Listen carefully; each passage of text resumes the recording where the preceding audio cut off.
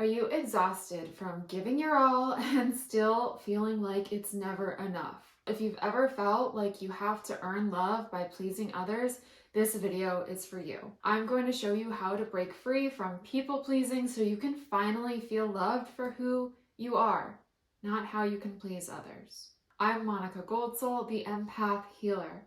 For years, I thought the way to feel safe and loved was to take care of everyone else's needs, even if it meant abandoning myself. But what I learned is people pleasing isn't love, it's survival. And the moment I stopped, my whole life began to change. People pleasing almost always starts in childhood. Empaths grew up with caregivers who were unpredictable, sometimes loving, sometimes angry, critical, withdrawn. You probably learned to keep the peace by catering to their needs. And back then it worked, right? It was a survival strategy that kept you safe and gave you the best chance of getting love and attention.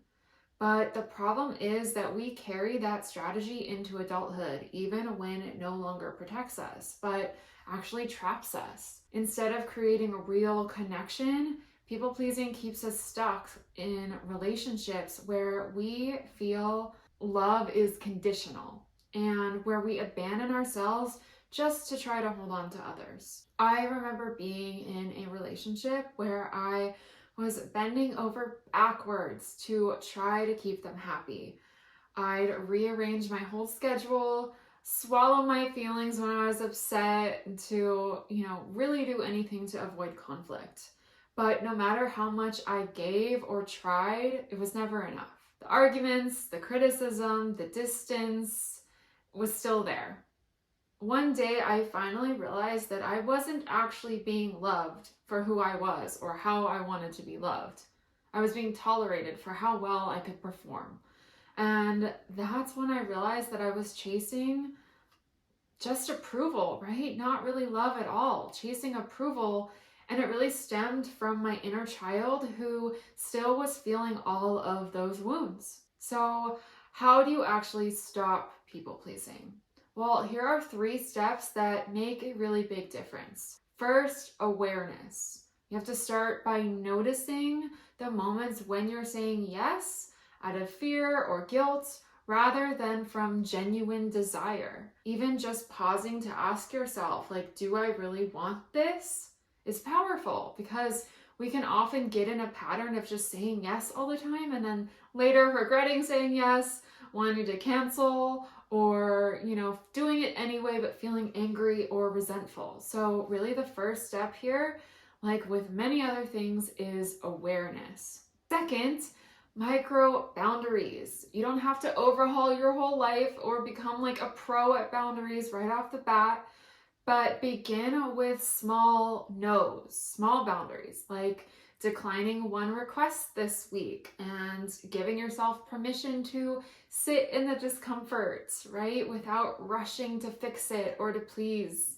This trains your nervous system to see that saying no doesn't destroy your relationships, and it actually builds your resilience in your nervous system so that you can hold boundaries more steadily. And third is self-validation. Instead of chasing love and approval outside yourself, practice giving it to yourself. This can look like affirmations that approve yourself, right? Approve of yourself to make the choices that are right for you. Or maybe journaling on all of the reasons that it's actually the best thing to set this boundary, how it helps you and how it actually helps the other person too. Or practicing self-soothing, right? When guilt comes up, self-soothing, like comforting your inner child. Maybe it does mean a warm bath and a fuzzy robe or some deep breathing to soothe that inner child. Because the more that you meet your own needs, the less you're going to abandon yourself to earn love or try to get those needs met from others.